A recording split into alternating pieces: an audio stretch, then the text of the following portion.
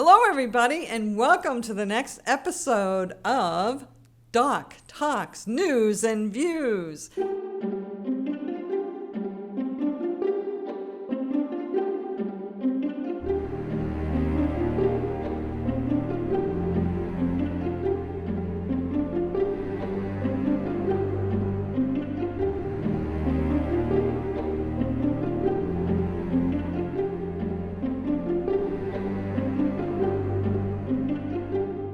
Today, we're here with Ali Kafel, and Ali is a member of our community, and he also is a player in the stock market.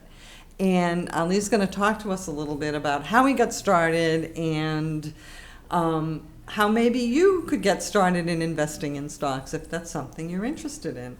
But let's hear a little bit more about Ali. Tell me a little bit about yourself, and what do you want our listeners to know?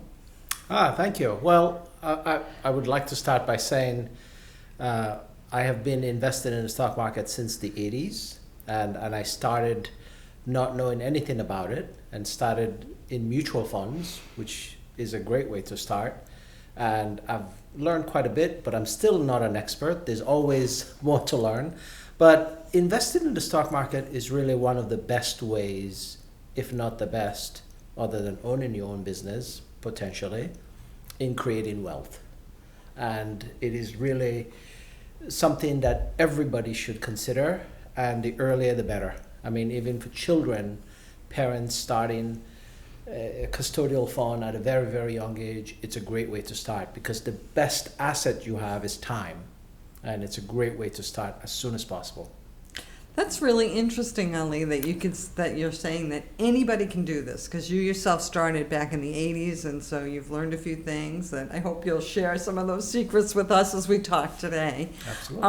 And I also think it's interesting that you said it's something anybody can do. So let's start at the very beginning, and can you just give a brief overview of what is the stock market, and what are mutual funds, and what does somebody just getting started really need to know? Yeah, absolutely. So basically, a stock is an ownership in a company. It is a percentage of a company, very, very small, because typically a company may have hundreds of millions of shares. And when you buy a share, you're buying a stock, you're buying an ownership in that company. And therefore, when the company does well, makes money, you get to enjoy the benefits of that in the form of capital gain or dividends. So that's what a stock is. And the stock market is a place, today it's really a virtual place because it's all electronic, but it used to be a place where traders went and traded stocks. Some would offer to sell and some would offer to buy. So it is really, today it's all done online, so it's a very easy way for everybody to get started. And if you were going to buy individual stocks, you would have to learn about a bit more about the stock market and a bit more about how you pick a good stock. But for most people, to get started, the best way to get started is to buy either mutual funds or ETFs, exchange traded funds. And I'd like to explain what those are. Because you don't need to know a whole lot to really buy a mutual fund or an exchange traded fund. So that's a great way to start. Okay, so if I was going to buy a mutual fund or exchange traded fund, would I need a financial advisor? How much money do I need to do this? Because I'm thinking that, as you explained earlier, sometimes the company makes money and sometimes it does not. So. Yes. What do I have to think about in terms of my own money to get started? So to get started, my recommendation, and first of all, let me qualify to say this is purely educational. I'm not giving financial advice, and any type of investment, there is a risk involved, so this is purely educational.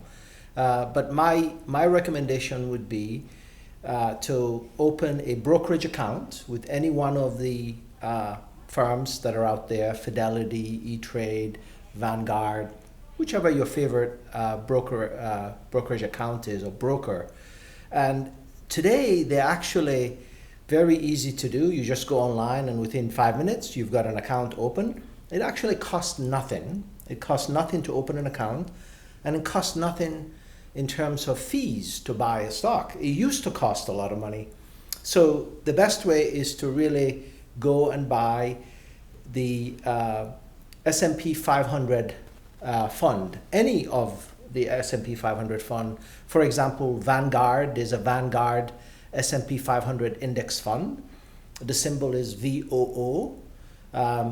That's basically an ETF that invests in the S&P 500. The S&P 500 are the 500 largest US companies. And they tend to be relatively safe. And these are companies that many of us know. They're the Apples of the world.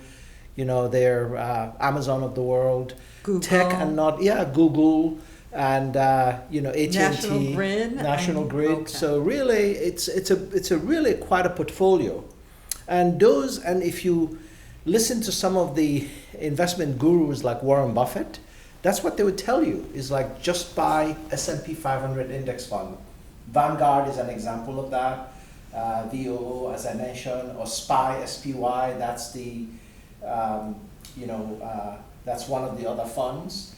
And these typically, if you look at what they've done, they've given you a return over the last 10 years of 15% average return, annual return, which is a lot better than the less than 1% you get from the bank. Yes. Okay. So if I had a set amount of money that I was going to put in my savings account, say every month, maybe I would then invest that in a stock, one of those Vanguards or VOOs or one of those things that you mentioned. By the way, if I go on the website, it'll Yes. all be listed there, so I'll know. Absolutely, what I'm buying. yes. So if you go to any of the online brokerage, or even if you go to Yahoo Finance, finance.yahoo.com, or you go to fidelity.com, you just type in the symbol. Or if you don't know the symbol, you can type the name and it gives you the symbol. So if you go to Yahoo, for example, or Fidelity, type VOO as a quote, you hit enter and it tells you, all of what I've told you plus a lot more. It will tell you how the fund has done today. The market is still open right now, so it will tell you whether it's up and down. Today it's an up day, so you'll see that in green. And it will show you the return, and it will show you what companies they've invested in. Okay. Because it's all public information. Now, so instead of a savings account, you would use a stock as a savings account.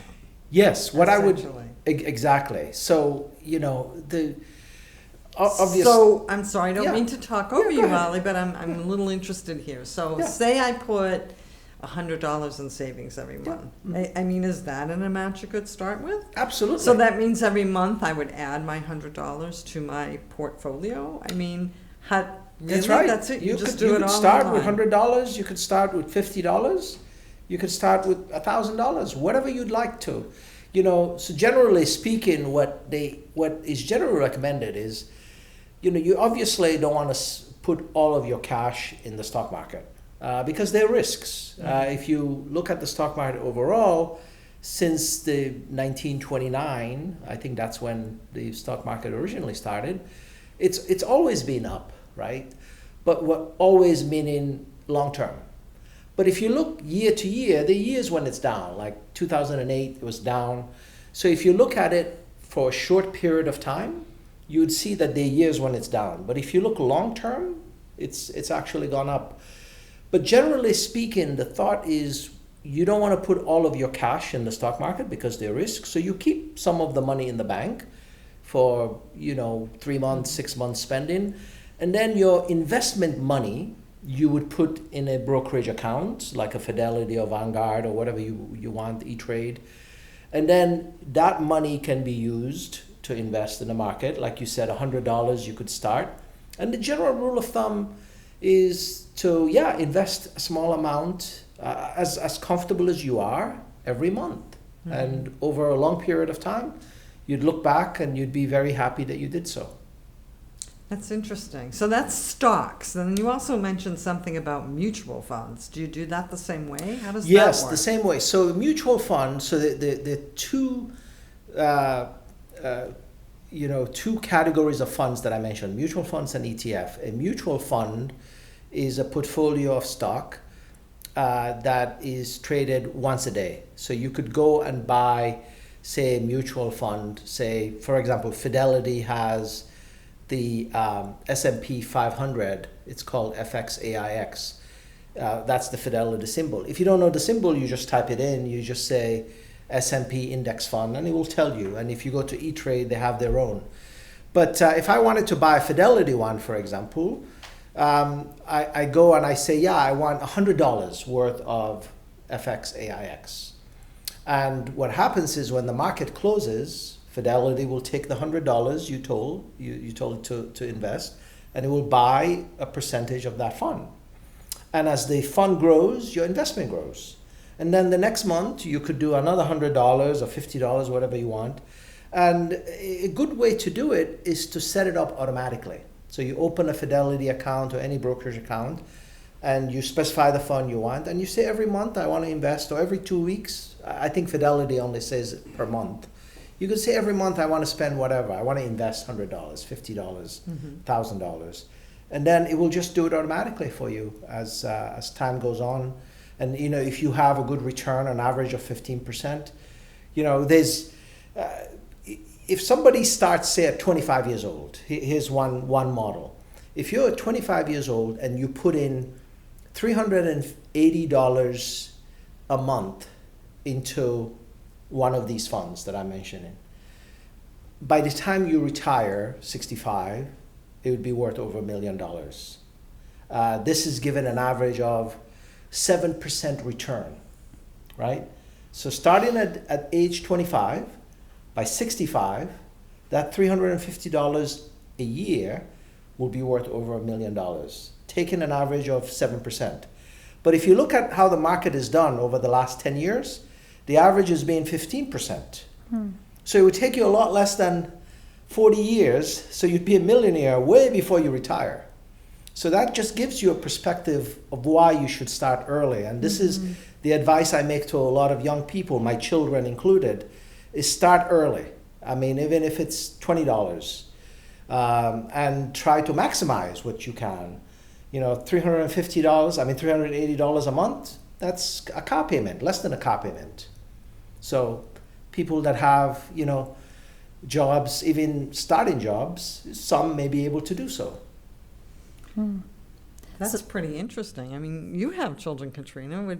I think some of them may be interested in being millionaires by the time they would retire. Yeah, I'm sure they would. Actually, I do have a question. This is not on the sheet here, but my husband has been saying we really want to start trading in the stock market for our kids and opening some kind of account like this. Yes. But he really wants to get into specific branches, I think. Like he was thinking the energy market, like clean energy market. How would I even start to do that? Oh, absolutely. So mutual funds and ETFs have industry-specific funds. And by the way, let me just explain quickly the difference between both, because they're very, very similar. Yes, please. A mutual fund and an ETF, they have a lot of similarities in terms of they invest in a portfolio of stocks. So that really reduces your risk.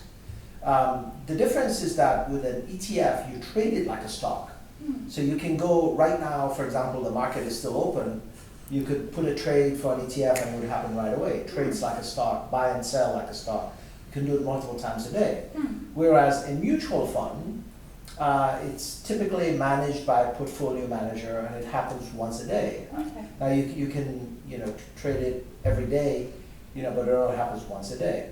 But to answer your question, yeah, you could go and choose, say, I'm going to do ETF, I'm going to do mutual fund. Doesn't matter which you choose. Okay. Depends on how you want to trade it.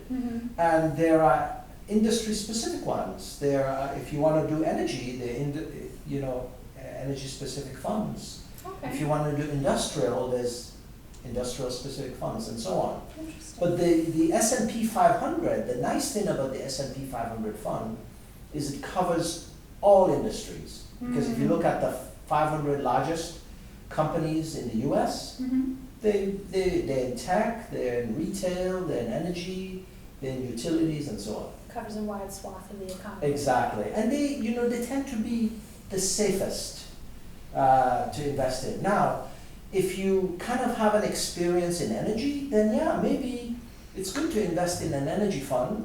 And you could potentially do better, but you could also potentially do worse. Right. Okay. That's really interesting. Thank you. But it sounds like this is a better way than your local bank in terms of growing money over time. Oh, absolutely. Now, Okay. let me just say, I mean, the bank is probably the safest place you could put your money because it's FDIC insured, so, and it's accessible, very accessible. But if you put your money in a brokerage account, there are also FDIC funds you can invest in a brokerage account. So you get that same protection. But if you do invest it in equities, it's a little riskier than the bank because it's not guaranteed. But again, the return is a lot higher. So the greater the risk, the greater the return. That's right. Okay. That's right. Exactly. And that's why the S&P 500 is a good mix because it's riskier than having the money in the bank, but it's not as risky as buying individual stock or buying funds in an industry like energy, because energy has its ups and downs. So that's a good mix, the S&P 500. All right. So I hear a lot, I'm an NPR junkie, I hear a lot about stocks and bonds, and they're always kind of mushed together. So we know what a stock is, but what is a bond? Yes. So a bond is basically an IOU. It is a debt. So companies that want to borrow money from the public would issue bonds. And essentially the way you make money on a bond is by the yield. It's an interest that you get paid. So if you buy an individual bond, it has a yield rate, let's say it's 3% or 5%, or some of the riskier bonds have high percentage, maybe 7, 8, or maybe even more. Okay. And it's an IOU.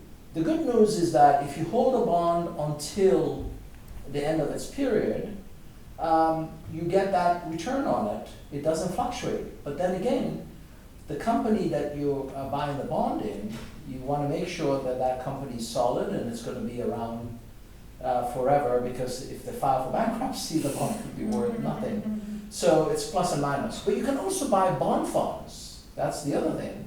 So with a mutual fund, it doesn't need to be just stocks. It could be a bond fund, mutual fund, or bond fund ETF.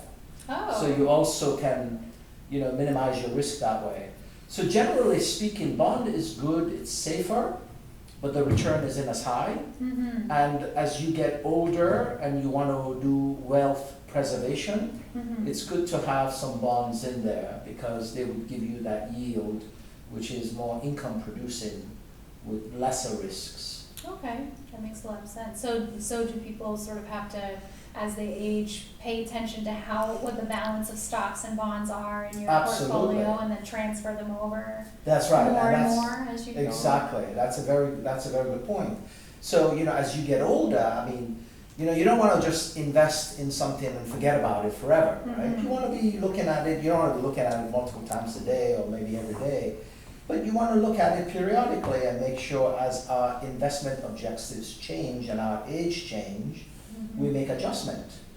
For example, for me personally, when I was younger, my investment money, I used to put maybe 90% of it in the stock market. Today I'm a bit older, so I'm more comfortable with a 60%. Okay. And again, that's a personal thing, and because of my objective when I want to retire, but also my comfort level. And that's really also an important thing, is people that invest in the market, you need to know what is your tolerance for risk and what is your time frame. So if I have a 5-year plus horizon, the risks are a lot less, because even if the market were to crash tomorrow, I wouldn't panic about it because I don't need that money for a few years, so I have time to recover. Right. But if I'm going to retire tomorrow, different story. Maybe it's time to take some of the money and put it in bond fund, or maybe put it in cash, and leave a little bit in the stock market. That sounds like a plan. Yeah. This really is very exciting, and there's lots of little pieces to it. Are there any books or websites or something like that for somebody just getting started that they might want to look at before they? Yes, yeah, absolutely. There are a lot of good resources out there. You know, some of the magazines, like one of them actually, Donna brought it to me, Kiplinger's Personal Finance. Okay. I think the library subscribes Yes, to. we do. That's a good one. Money Magazine is a good one in terms of magazines. Online resources, the American Association of Individual Investors, AAII.com, that's a good place to go. You know, websites like finance.yahoo.com, Fidelity, good places to read about it. But there are also some good books. One of the, you know, best books, and this is highly recommended by Warren Buffett, and I've read it twice and I'm going to read it again. It's The Intelligent Investor by Benjamin Graham. That's like a classic. And it's a very, very good read. And it's very entertaining because some of the stories that it started with talks about Isaac Newton, who we all know and respect. Right. You know, how he invested in the stock market many, many years ago, and he made a few silly mistakes himself. So, but this is The Intelligent Investor, Benjamin Graham, is a good book to read. And also I'd like to suggest, so I actually have a presentation on slideshare.net. So if you go to slideshare.net/akafel, there is a PDF there that has really all of the information that I've provided here, plus a lot more. And it goes into some more details that people may find interesting, because there are also some funds there that I mentioned, like the VOO fund, but also some of the ETFs that are also mentioned in there, and some of the dividends paying stocks as well, because that's also something we haven't actually talked about. Dividends paying stock is another way to have income, just like you were mentioning about bonds. Dividend-paying stocks are also a good way to have an income when you retire. Yeah, so that information is all there. And also some of the other TV shows that I watch personally that I like, and Donna gives me grief because Jim Cramer, it's Mad Money with Jim Cramer at 6 o'clock. He's kind of entertaining, he's a character.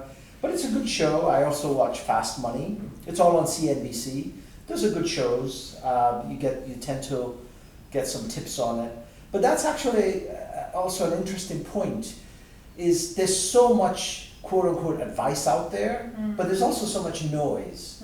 So some of these are good to watch, but just use it as a way to get additional information, not necessarily to get pure advice. Foundational information, right. That's a good point, foundational information. Ali, thank you so much for sharing that website where people can look at slides, because I know for me it's a lot to take in just listening, so it will be great. And we'll put that website up on our webpage. And, you know, sometimes we learn from our mistakes, but sometimes we learn from others making mistakes. But there's several, right? You know, one is, you know, putting all your eggs in one basket. So I also trade in individual stocks, and people that want to trade in individual stocks, I encourage, but I always say put most of your money in mutual funds or ETFs, because it's the best way to diversify. Diversification is a gift, and we should take advantage of it. So even experienced people would put their money in mutual fund and ETFs, because none of us can predict the future. So I would say diversification is extremely important. Don't make the mistake of falling in love with a stock and putting a good percentage or most of your investment in one stock. So that's one. Second is, don't try to time the market. Nobody can time the market. If you look at the market, like even this past Monday, the market dropped, 2%? And then yesterday, it almost recovered everything. And then today, I mean, unless you have a crystal ball, who's going to know that, right? So don't try to time it. Just come up with a policy where you invest consistently and let the market do what the market does. So that's another mistake. And then the other thing is thinking short term. People think, I want to go to the stock market, I want to make quick money. That doesn't always work. Unless you're an experienced day trader, and some people say out there they're very good day traders, I just find it extremely difficult to think short term. If you think long term, it pays out. And then the other is for people that like yields, that want to go after yields, chasing yields. Like if you look at a stock, for example, if you take a stock like Coca-Cola, it pays about a 3% yield, which is about average. But then there are other stocks out there that would give you maybe 11, 12% yield. And people look at that and they go, wow, this is great. But before you invest in that individual company that is giving you that 12, 13%, look at what they're doing. And if they're not strong, they can cut the dividend tomorrow and the value of the stock could go down. So be careful about chasing yields. And then the other thing I would say is, before you invest in something, obviously try to understand it. And again, this is the gift of the index fund with S&P 500, because none of us understand, everything. But if you go with the index fund, you're pretty safe. If you're going to go with an individual stock, make sure you really know what you're doing. So those are the main advice. And then finally, the last thing I would say is don't let your emotions get the best of you. I have made many mistakes in the past where I would panic. The market would go down and I would the world is coming to an end. And again, it goes back to what I was saying with your personal comfort. So today, I do about 60% of my investment in the market. And when the market does go down, I don't get frightened. I look at that and I say, it's an opportunity for me to increase my 60% to 65%, or maybe to 70%. So I leave that buffer, there. So again, it depends on your comfort level. When I was younger, I used to invest about 80% and I would keep that 20% buffer. But now I've reduced that amount. So find what makes you sleep at night. And when the market does go down, look at it as an opportunity rather than it's time to pull out. So this is something that when you start, you have to be committed to letting it play out for a number of years. Absolutely. In order for it to really work for you. And I think that was a really good example that you gave. If you started at 25 with $380, by the time you're 65, you have $1 million. And I think that's probably something good for our listeners to keep in mind, that it is the long term. And it's, don't sweat the small stuff. Exactly. That's good advice. Yes. Okay. And anyone can do this, Ali, right? Anyone can do this, yes. I mean, even as I say, I have a custodial account for my grandson. When I was younger, I didn't know enough to open custodial accounts for my children, to be honest with you. But now I get to play it again with my grandson. So my recommendation would be for parents who, maybe have some money they want to invest in their kids' future for whatever reason, whether it's for education or for whatever. Custodial fund is a good way. There's obviously education fund, the U 529. But the U 529 has some tax benefits, but it also has some restrictions because there's certain funds you can't buy. So you could do a combination of that plus just a regular custodial account, which gives you more flexibility in terms of what funds you can buy. So again, I say, especially to young people, start early. The time is your biggest asset when you're investing. Ali, thank you so much for your words of wisdom on the stock market. Great. Not only did I learn a few things, but I'm very encouraged to try this myself, and I hope some of our listeners have too. And we really appreciate you coming by today and joining us on Doc Tac's News and Views.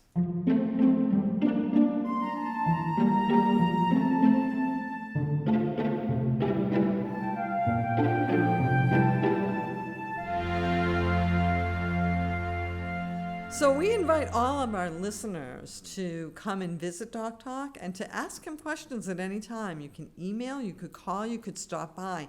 And one of the things I've personally noticed, and I have a question for Doc Tac, is because I am watching this mascot grow and grow and grow. So Doc Tac, how big are you going to get?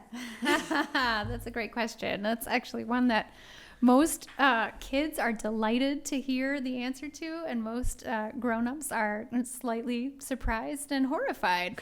So bearded dragons, right now, Dr. Taco is about 4 inches long, give or take. And they are just over 4 months old.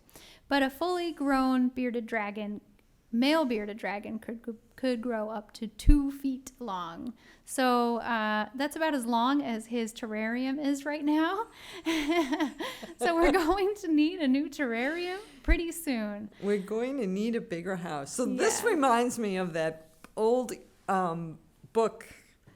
I don't even know if it's still in our collection. It's called A Fish Out of Water. Mm-hmm. And it's a story about a fish that just grew and grew and grew, according to the container. So let's get a bigger container for Doc Tac so he can grow up to be as big as he can. I love it. Let's do it. All right. And we just want to remind all of our listeners that summer reading is still going on through the end of August for the children's program. And how late does the adult program go? Actually, the adult program runs this simultaneously with children's and young adults. So you get all these chances to read, enter in the number of minutes. And for those lucky few adults that get to read for hours, log that all in. We are drawing raffle prizes every single week, and you'll get a gift certificate from some of our local businesses. That's very exciting. And don't forget to follow us on Facebook.